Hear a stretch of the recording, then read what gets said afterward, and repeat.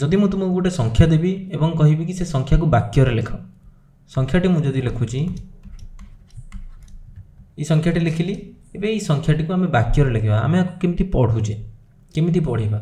प्रथम देख ए संख्याटी 5 अंक विशिष्ट तेणु ये एकक स्थान थी दशक स्थान थी शतक स्थान थी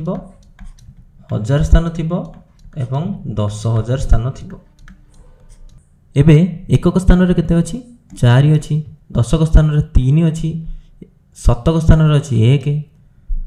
हजार स्थान रे अछि 7 एवं 10,000 स्थान रे अछि 3। तेणु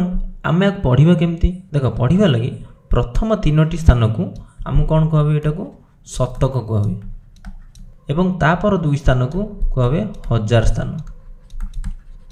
एबे देखो एटी 3टा 10,000 अछि माने कि केते हला 3टा 10,000 माने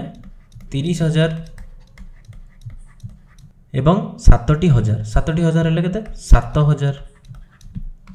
जेतेबेले आमे 30,000 एवं 7,000 को मिसई दबा केते पाइबा 37,000। सेमती एटी हजार स्थान रे केते रहला 37 रहला तेणु आमे पढ़िबा कोन 37,000। तापर देख एठी जे तुमे कहबो कि मु एठी पढ़िबी 1 शतक 3 दशक 4 एकक सेमिति पढ़ा जाएनी आमे को केमती पढ़िबा आमे को पढुचे 134 तेणु मु लिखिबे एठी 134। एबे आउ गोटे प्रश्न देछि देख ए प्रश्न रे हमकु एटा संख्याटी वाक्य रे लिखा जायछि हमकु संख्या रे लिखिबार अछि केमिति लिखिबा देख प्रथमे मु कोन करबी आमे जानिचे